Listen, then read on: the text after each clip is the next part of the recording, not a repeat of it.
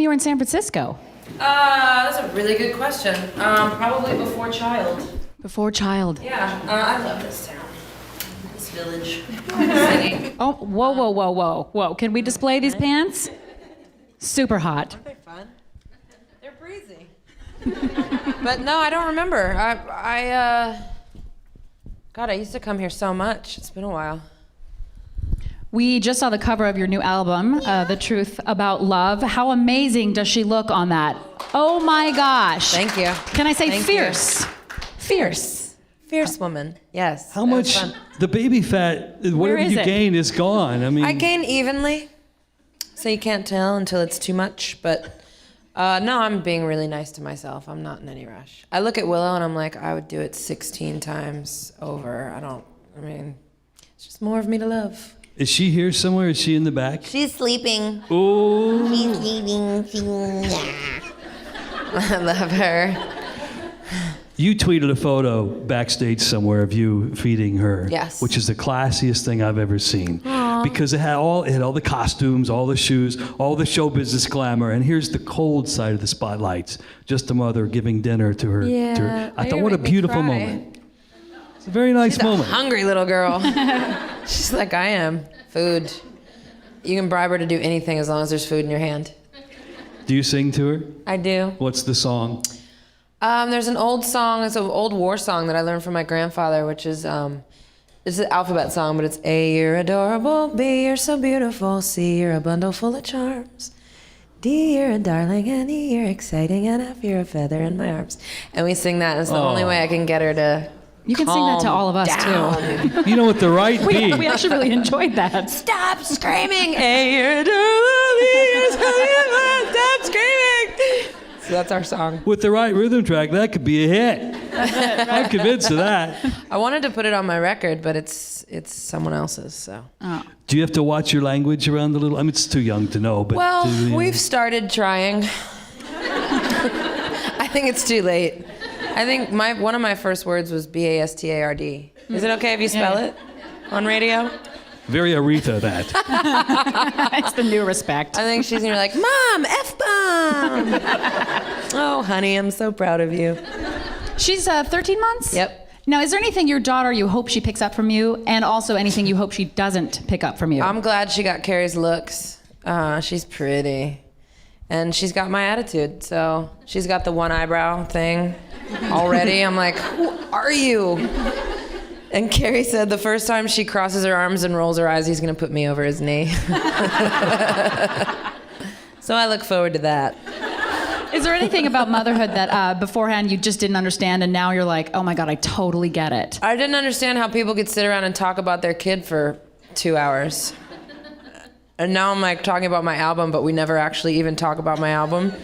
We just talk about my daughter, and I'm totally cool with it. You're becoming Kathy Lee Gifford. I'm a Remember walking she had little cliche. kids? I'm gonna give Martha Stewart a run for her money. I'm hopefully not go to jail though, but other than that, I can bake my butt off. Have you prohibited your husband from doing any more motorcycle backflips, which has to be the most dangerous thing you can do? Backflips are out. No more of those. No more backflips. Yeah.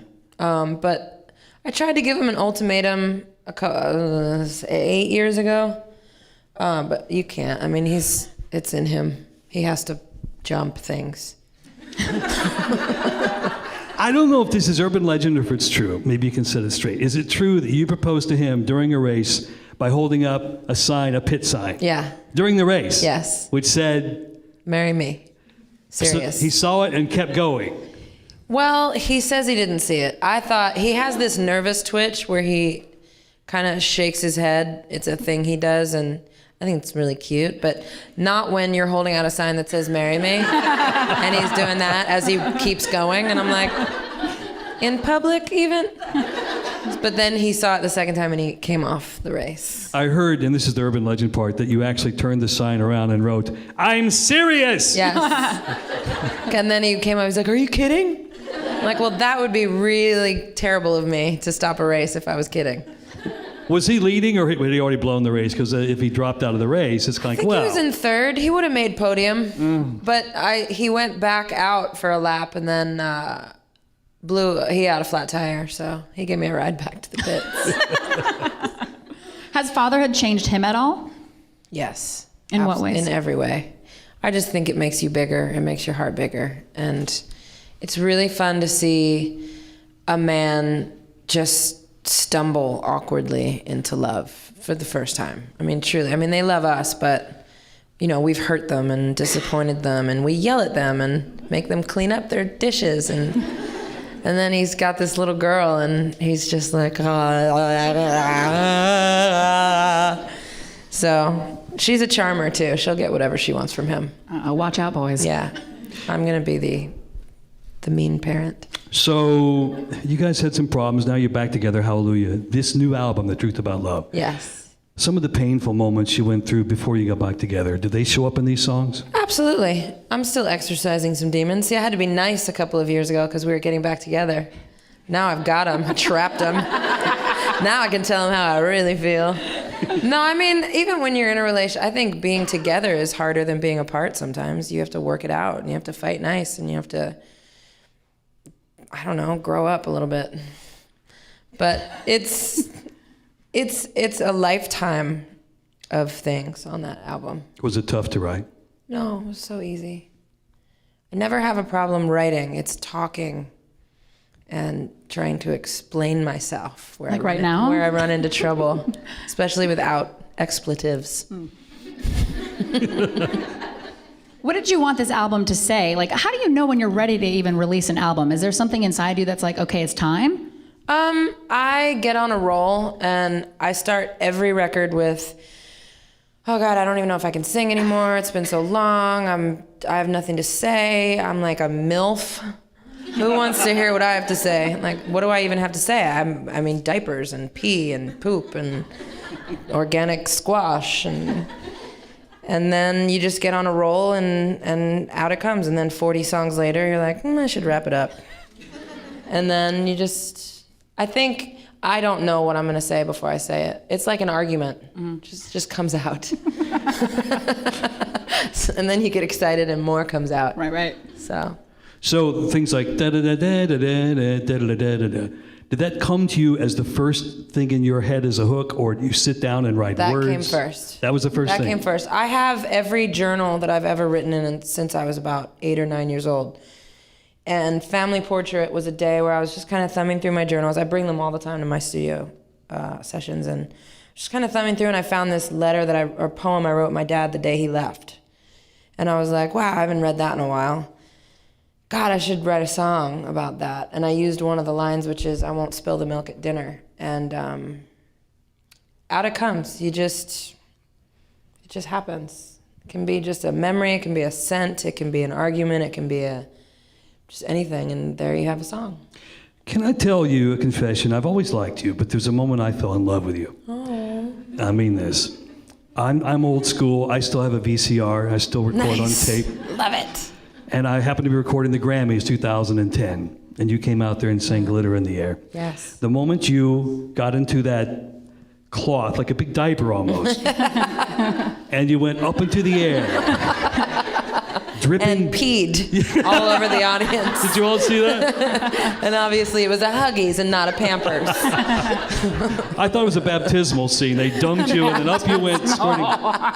First I thought you were naked, but I realized later it was probably a bodysuit, I'm guessing. Yeah, it was a bodysuit. But you, with that performance, you combined music and art in a way that I didn't see in the rest of that show. Thank you. And it blew me away. The reason I mentioned the tape is I had a bunch of my old blue-collar, beer-drinking, dart-throwing friends coming over later that night. And they showed up, and I said, guys, you got to watch this. And I put it on, they go, oh, and all these guys are like transfixed by this beautiful woman spinning high in the air, singing this beautiful ballad. And my question is, how do you maintain the breath control and the vibrato when you're hanging upside down, 40 feet in the air and spinning? How are you able to pull that off? I'd sing better upside down than I do right side up. It's so fun. It's just, and I purposely kind of mess up a little bit because I want everyone to be sure that I'm not lip syncing. It wasn't tracked, yeah. We know. Lip syncing is against my religion. So, I'm like, I'm upside down. It's beautiful. So, but it's really fun. I enjoy it. Was there a safety net that we didn't see? No, because it didn't you look can't. like. You actually can't. My trainer sat me down before the tour and she said, okay, most airline crashes are pilot error. And she said it's the same with Silks. So you will never drink. You will never go on automatic pilot. You will never take advantage of it. You do not have a safety line attached to you. I have lost friends this way.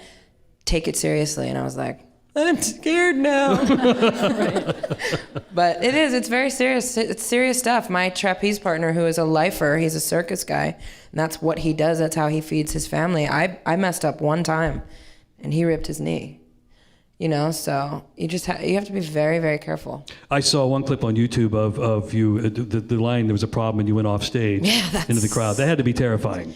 That was not a fun moment. The part that made that great was that it's really hard to impress my husband when it comes to hurting yourself. Honey, look, a compound fracture. It's not that bad. So that was the first time he actually ran to me. So I got up and I was like, I think I'm paralyzed, but you ran. So it worked out. So and then he gave me the one, because we were in Germany and none of the EMTs spoke English, and it took them forever to get there for some reason. And after I stopped cursing, he just gave me he's been through it so many times. He's broken 70-some bones, and he was like, all right, move this. I was like, ow! He's like, it's not broken. Moving on. I'm like, but ow! Did you want it to be broken at that point? I just wanted him to be like, honey. Never. So September, you're going to be part of the iHeart Radio Music Festival lineup. Yes. That's